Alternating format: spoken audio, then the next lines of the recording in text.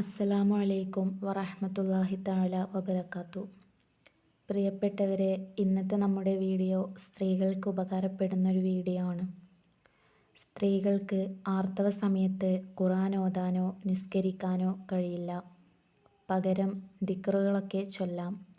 നബി സല്ലല്ലാഹു അലൈഹി വസല്ലമ തങ്ങൾ പറഞ്ഞിട്ടുണ്ട്, ആർത്തവം എന്ന് പറയുന്നത് കഴിഞ്ഞുപോയ പാപങ്ങൾക്ക് പ്രായശ്ചിത്തമാണ്.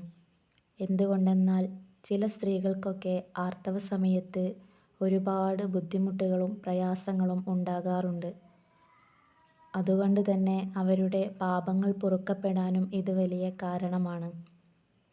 ഇനി ആർത്തവ സമയത്ത് ചൊല്ലാൻ പറ്റിയ ദിക്റിനെ കുറിച്ചാണ് പറയുന്നത്.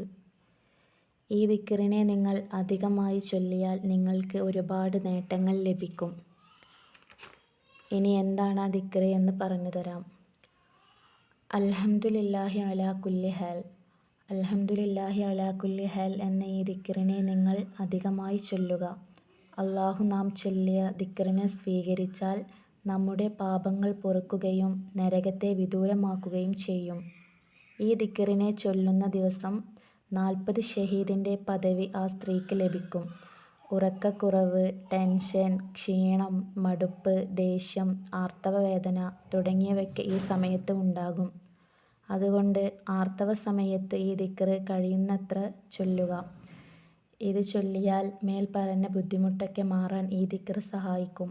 കഴിയുന്നവരൊക്കെ ആർത്തവ സമയത്ത് ഇത് ചൊല്ലുക. വീഡിയോ ഉപകാരപ്പെട്ടാൽ നൂർ ദുആ എന്ന ഇസ്ലാമിക് ചാനൽ ലൈക്ക് ചെയ്യുക, ഷെയർ ചെയ്യുക, സബ്സ്ക്രൈബ് ചെയ്യുക. അസ്സലാമു അലൈക്കും വറഹ്മത്തുള്ളാഹി തആല വബറകാത്തു.